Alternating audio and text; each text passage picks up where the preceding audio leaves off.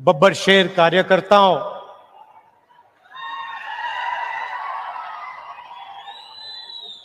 आपने सबको डरा रखा है, बीजेपी वालों को। और प्रेस के हमारे मित्रों, आप सबका यहां बहुत बहुत स्वागत, नमस्कार। आज यहां आकर मुझे बहुत खुशी हो रही है।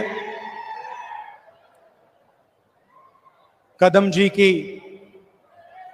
याद में हम यहां आए हैं। उन्होंने अपनी पूरी जिंदगी कांग्रेस पार्टी को, महाराष्ट्र को, देश को दी, विकास का काम किया, शिक्षा का काम किया और कांग्रेस पार्टी के साथ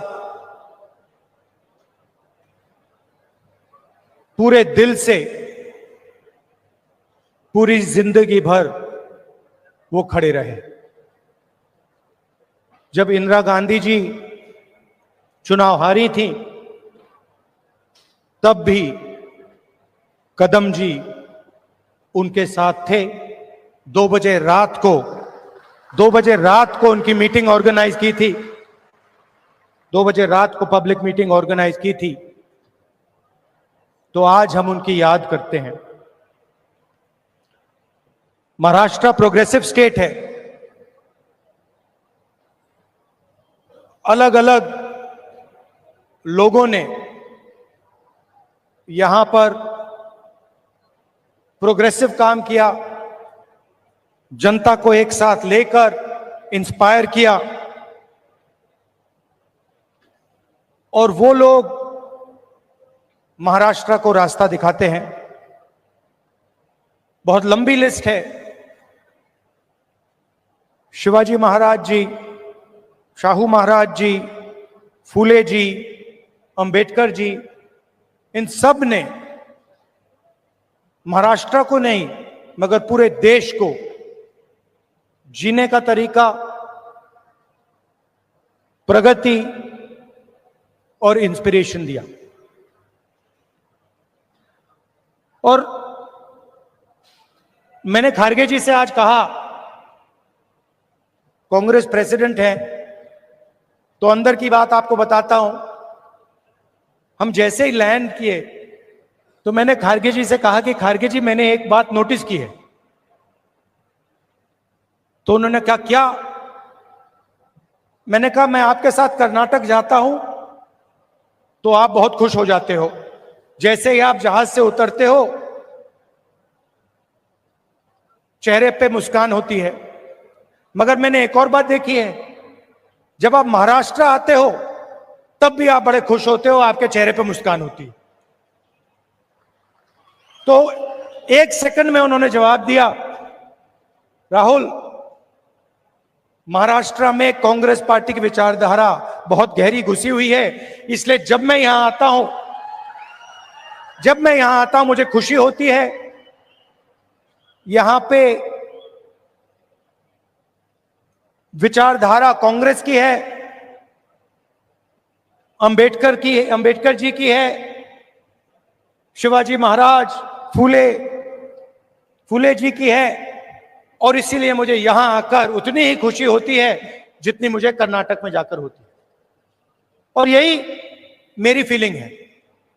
जब भी मैं महाराष्ट्र आता हूं, मुझे लगता है कि ये जो प्रदेश है हमारी विचारधारा का गढ़ है, फाउंडेशन है। और आप लोगों के डीएनए में हमारी विचारधारा है। और लड़ाई विचारधारा की है। जो आप हिंदुस्तान में देख रहे हैं, यह सिर्फ पॉलिटिक्स नहीं है। पहले पॉलिटिक्स चलती थी, राजनीति चलती थी। आज हिंदुस्तान में आइडियोलॉजिकल लड़ाई चल रही है, विचारधारा का युद्ध चल रहा है। और एक तरफ कांग्रेस पार्टी और ये सब महापुरुष, और दूसरी तरफ बीजेपी। हम सोशल प्रोग्रेस चाहते हैं, हम सबको जोड़कर एक साथ आगे ले जाना चाहते हैं, और वो चाहते हैं कि चुने हुए लोगों को हिंदुस्तान का पूरा फायदा मिले, दलित दलित रहे, पिछड़े लोग पिछड़े रहें, आदिवासी आदिवासी रहें, और जो जात का ढांचा है वो वैसा का वैसा रहे। ये हम दोनों के बीच में लड़ाई है, और ये आपको पूरे देश में दिखेगी। वो नफरत फैलाते हैं, हिंसा फैलाते हैं, एक धर्म को दूसरे धर्म से लड़ाते हैं, एक जात को दूसरी जात से लड़ाते हैं, एक भाषा को दूसरी भाषा से लड़ाते हैं। मणिपुर देखिए, पहली बार हिंदुस्तान की हिस्ट्री में सिविल वॉर जैसा माहौल बना हुआ है, मगर आज तक 1.5 साल हो गया, आज तक हिंदुस्तान के प्रधानमंत्री मणिपुर नहीं गए, जा ही नहीं सकते, क्योंकि वहां पे बीजेपी के लोगों ने आग लगाई। तो ये लड़ाई चल रही है। भारत जोड़ो यात्रा में कन्याकुमारी से हम कश्मीर चले।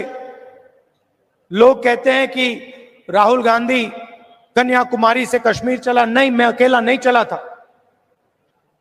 लाखों लोग हमारे साथ कन्याकुमारी से कश्मीर चले थे। महाराष्ट्र में, केरल, तेलंगाना, उत्तर प्रदेश, मध्य प्रदेश, हर प्रदेश के लोग चले थे, और एक लक्ष्य था जो एक लाइन में हमने कह दिया, नफरत के बाजार में मोहब्बत की दुकान खोलनी। हमें नफरत की राजनीति नहीं चाहिए, नफरत का हिंदुस्तान नहीं चाहिए, हमें मोहब्बत की राजनीति चाहिए, मोहब्बत का हिंदुस्तान चाहिए। हम भाईचारा देखना चाहते हैं, हम एक दूसरे की इज्जत करना चाहते हैं। यह फर्क है। आप देखिए, देश के कोने कोने में ये लोग नफरत फैलाते हैं, और ये नई चीज नहीं है, ये सदियों से कर रहे हैं, और ये विचारधारा की लड़ाई भी पुरानी है। आज ये लड़ाई कांग्रेस पार्टी और बीजेपी के बीच में है। इससे पहले यही लड़ाई फूले जी ने लड़ी, यही लड़ाई शिवाजी महाराज ने लड़ी। विचारधारा उनकी और हमारी मिलती है। उनकी विचारधारा में और कांग्रेस पार्टी की विचारधारा में कोई फर्क नहीं। चाहे वो अंबेडकर जी हों, शाहू जी महाराज हों, शिवाजी महाराज हों, फूले जी हों, अगर आप उनको पढ़ें, उनके आइडियाज को देखें, समझें, तो आपको पता लगेगा कि फूले जी के आइडियाज, अंबेडकर जी के आइडियाज, शिवाजी महाराज के आइडियाज हमारे कॉन्स्टिट्यूशन में आज है। और चुनाव में हमने साफ कह दिया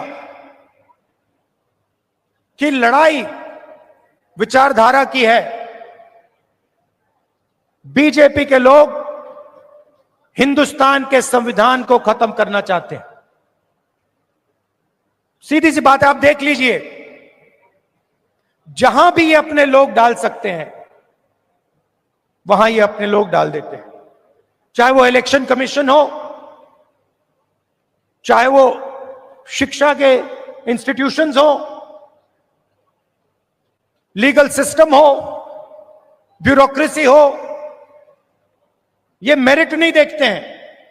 आज हिंदुस्तान में इनकी आंखों में एक ही तरीका का मेरिट है। अगर आप आरएसएस के हो तो मेरिट है, अगर आरएसएस के नहीं हो तो आपके लिए इन संस्थाओं में कोई जगह नहीं। और हर रोज ये कॉन्स्टिट्यूशन पर आक्रमण करते रहते हैं, कोई ना कोई नया तरीका ये निकालते रहते हैं। बीजेपी के लोग कहते थे, इनके नेताओं के बयान हर रोज आते थे कि जाति जनगणना नहीं होना चाहिए।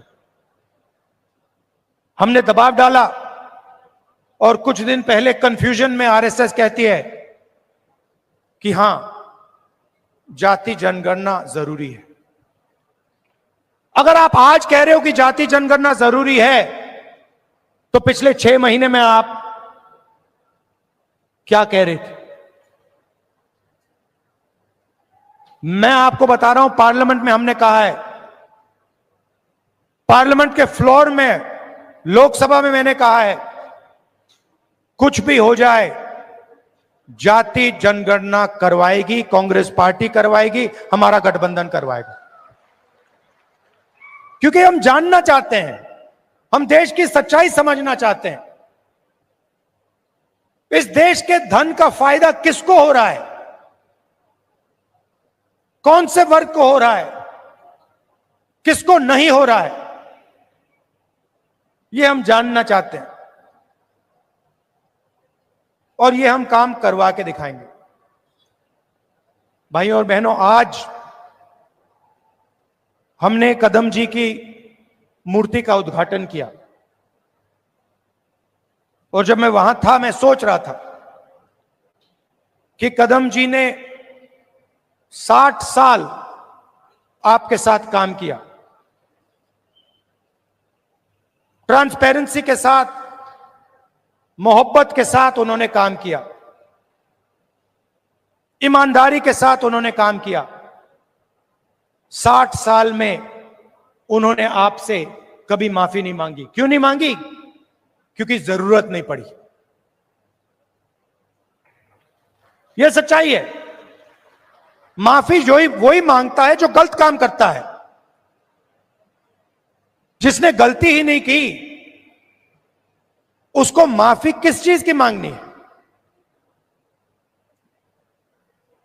यहां कुछ ही दिन पहले शिवाजी महाराज की मूर्ति बनाई गई और मैंने अखबार में पढ़ा कि प्रधानमंत्री ने कहा, मैं शिवाजी महाराज से माफी मांगता हूं। अब मैं ये समझना चाहता हूं, प्रधानमंत्री जी ने किस कारण माफी मांगी? अलग अलग कारण हो सकते हैं। पहला कारण हो सकता है कि ये जो मूर्ति थी, इसका कॉन्ट्रैक्ट आरएसएस के एक व्यक्ति को दी गई। पहला कारण यह हो सकता है। शायद प्रधानमंत्री जी कह रहे हैं कि नहीं, मैंने गलती की, मुझे ये कॉन्ट्रैक्ट आरएसएस के व्यक्ति को नहीं देनी थी, ये मुझे कॉन्ट्रैक्ट मेरिट पे देना था। शायद वो गलती हो सकती है। दूसरी गलती हो सकती है कि मूर्ति के बनने में भ्रष्टाचार हुआ, चोरी हुई। शायद प्रधानमंत्री इसके लिए माफी मांग रहे हैं कि मैंने जिसको कॉन्ट्रैक्ट दिलवाया उसने भ्रष्टाचार किया, महाराष्ट्र के लोगों से चोरी की। यह कारण हो सकता है। तीसरा कारण हो सकता है कि आपने शिवाजी महाराज की मूर्ति बनाई, उनकी याद में आपने मूर्ति बनाई और आपने इतना भी ध्यान नहीं दिया कि वो मूर्ति खड़ी रहे। मैं आपको गारंटी देता हूं, कदम जी की जो मूर्ति बनी है ना, आप यहां 50, 60, 70 साल बाद आ जाइए, यहां आपको दिखेगी।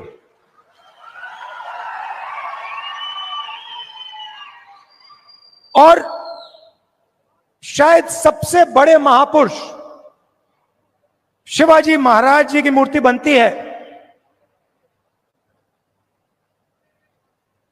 और कुछ ही दिनों में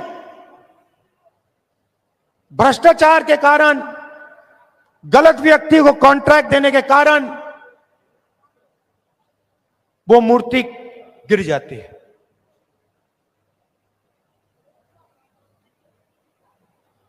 शिवाजी महाराज का अपमान किया है और प्रधानमंत्री को सिर्फ शिवाजी महाराज से माफी नहीं मांगनी चाहिए। अगर माफी मांग रहे हैं तो महाराष्ट्र के हर व्यक्ति से माफी मांगनी चाहिए। और प्रधानमंत्री जी को यह भी समझाना चाहिए कि आप सिर्फ 2 लोगों की सरकार क्यों चलाते हो। जहां भी हम देखते हैं बड़े से बड़े कॉन्ट्रैक्ट अदानी और अंबानी जी को मिलते हैं। मैंने पार्लियामेंट में भाषण दिया। पार्लियामेंट में किसी का नाम लिया जा सकता है, मगर पहली बार मुझे कहा गया कि पार्लियामेंट हाउस में अपने भाषण में मैं अदानी और अंबानी का नाम नहीं ले सकता हूं। तो फिर मैंने कहा ठीक है भैया, आप चाहते हो कि मैं ना लूं, मुझे कुछ ना कुछ तो कहना पड़ेगा। अगर अंबानी अदानी नहीं चाहते हैं तो मैं कुछ और कह देता हूं। तो मैंने उनका नया नाम बनाया है A1 और A2। पूरा का पूरा काम A1 और A2 का हो रहा है। प्रधानमंत्री जी ने इसके लिए माफी किसी से नहीं मांगी।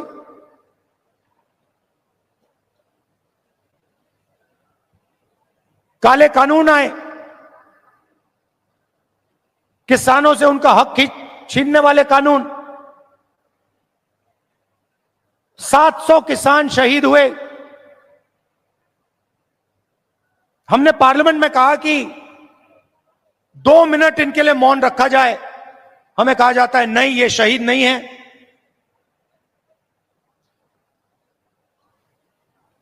दो लोगों को फायदा पहुंचाने के लिए हिंदुस्तान के सारे स्मॉल और मीडियम बिजनेसेस को खत्म कर दिया। जो लोग इस देश को रोजगार देते हैं उनको नोटबंदी से, गलत GST से आपने खत्म कर दिया। अरबपतियों का रास्ता खोलने के लिए उनसे भी आप माफी मांगिए, नोटबंदी की माफी मांगिए, गलत GST की माफी मांगिए। और नतीजा क्या है कि आज अगर युवा रोजगार चाहता है, सिर्फ महाराष्ट्र में नहीं, पूरे देश में कहीं भी अगर रोजगार चाहता है, उसे रोजगार नहीं मिल सकता। क्यों? क्योंकि जो कंपनियां उसे रोजगार देती थी, जो छोटी कंपनी थी, मिडिल साइज कंपनी थी, वो सब बंद हो गई, खत्म हो गई। भाइयों और बहनों, अंबानी और अदानी इस देश को रोजगार नहीं दे सकते हैं। रोजगार कौन दे सकता है? रोजगार छोटे बिजनेस वाले दे सकते हैं, रोजगार मीडियम साइज बिजनेस वाले दे सकते हैं, जो छोटी फैक्ट्रियां चलाते हैं, मिडिल साइज फैक्ट्रियां चलाते हैं, जो चीजें बनाते हैं, ये लोग दे सकते हैं। आज हिंदुस्तान में नया मॉडल है, चाइना का माल आता है,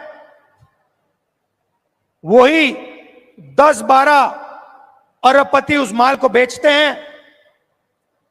आप मोबाइल फोन के पीछे देख लीजिए मेड इन चाइना, शर्ट के पीछे देख लीजिए मेड इन बांग्लादेश, जूते के नीचे देखिए made in Vietnam, made in Maharashtra, made in India, आपको कहीं नहीं दिख सकता। और ये सारा का सारा माल ये अरबपति बेचते हैं। नुकसान किसका होता है? हिंदुस्तान के युवाओं का होता है। हिंदुस्तान के जो छोटे बिजनेस हैं, मिडिल साइज बिजनेस हैं, जो चाइना का मुकाबला कर सकते हैं, उनका होता है। फायदा किसका होता है? नरेंद्र मोदी जी की मार्केटिंग होती है, अदानी और अंबानी जी का फायदा होता है। और 2 हिंदुस्तान बन रहे हैं,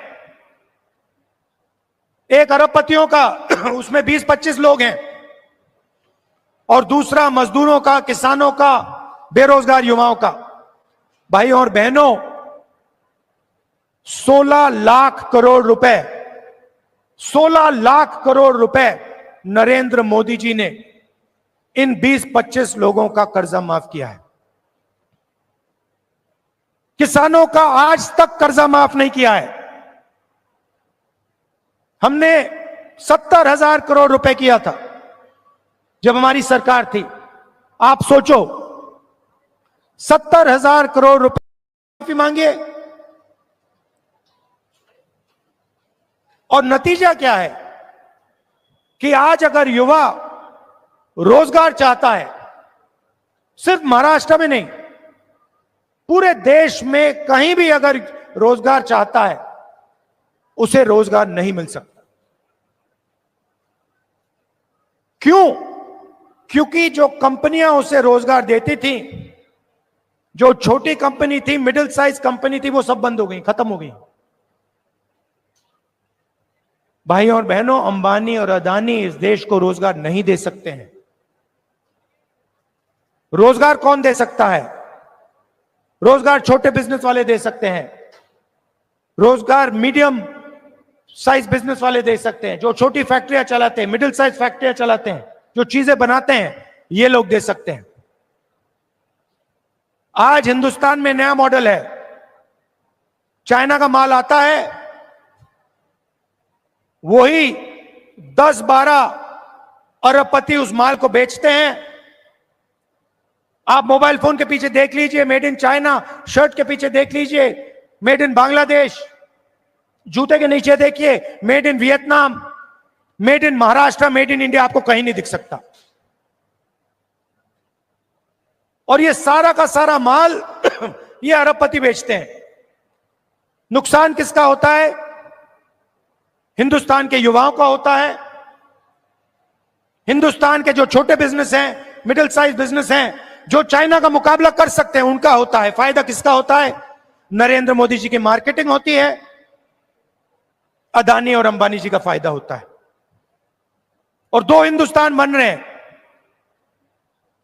एक अरबपतियों का, उसमें 20-25 लोग हैं, और दूसरा मजदूरों का, किसानों का, बेरोजगार युवाओं का। भाइयों और बहनों, 16 लाख करोड़ रुपए, 16 लाख करोड़ रुपए नरेंद्र मोदी जी ने इन 20-25 लोगों का कर्जा माफ किया है। किसानों का आज तक कर्जा माफ नहीं किया है। हमने 70,000 करोड़ रुपए किया था जब हमारी सरकार थी। आप सोचो, 70,000 करोड़ रुपए से हिंदुस्तान के सारे किसानों का कर्जा माफ किया था। इन्होंने 16 लाख करोड़ रुपए 22-25 लोगों को दिया है। ये हमारी लड़ाई है। हम चाहते हैं कि एक हिंदुस्तान हो। अगर बैंक के दरवाजे अरबपतियों के लिए खुले हैं, तो बैंक के दरवाजे किसानों के लिए, मजदूरों के लिए, युवाओं के लिए खुले होने चाहिए। अगर उनका 16 लाख करोड़ रुपए माफ हो रहा है, तो फिर गरीबों का भी 16 लाख करोड़ रुपए माफ होना चाहिए। और अगर गरीबों का 16 लाख करोड़ रुपए माफ नहीं हो रहा है, तो फिर उनका नहीं होना चाहिए। हम सिर्फ न्याय की बात कर रहे हैं। और यही लड़ाई महाराष्ट्र में है। आप यहां का इंफ्रास्ट्रक्चर देखिए, यहां बेरोजगारी देखिए। Thank you. बेरोजगारी देखिए, हर एरिया में आपको भ्रष्टाचार दिखेगा। जहां भी आप देखोगे सड़क बनती है, भ्रष्टाचार, सरकारी भ्रष्टाचार से बनी है, सरकारी चोरी करके बनी है, सरकारी एमएलए को पैसा बन के दे के बनी है। ये बीजेपी की सरकार नहीं है, ये आपकी सरकार थी। इसको तोड़कर चोरी करके ले गए ये लोग। तो जहां भी आप देखोगे आपको भ्रष्टाचार मिलेगा। बाहर के लोग यहां आकर आपके कॉन्ट्रैक्ट ले जाते हैं, दूसरे स्टेट के लोग यहां आकर आपसे कॉन्ट्रैक्ट छीन जाते हैं। ये हम बदलना चाहते हैं। और मैं जानता हूं कि आप सब कांग्रेस पार्टी के कार्यकर्ता, मोहब्बत की दुकान वाले कार्यकर्ता, बब्बर शेख, मैं जानता हूं कि यहां पे आप महाराष्ट्र की सरकार लाने जा रहे हो। अपना खून पसीना देकर महाराष्ट्र की जनता की सरकार, किसानों की सरकार, बेरोजगार युवाओं की, मजदूरों की सरकार, हर वर्ग की सरकार आप लाने जा रहे हो। जहां भी आपको मेरी जरूरत होगी मैं आ जाऊंगा। आपको सिर्फ ऑर्डर देना है कि राहुल आपको यहां आना है, यहां आना है, यहां आना है, मैं हाजिर हो जाऊंगा। अंत में मैं आप सबको दिल से धन्यवाद देता हूं कि आप यहां आए, इतने प्यार से आपने मेरी बात सुनी। धन्यवाद, नमस्कार, जय हिंद।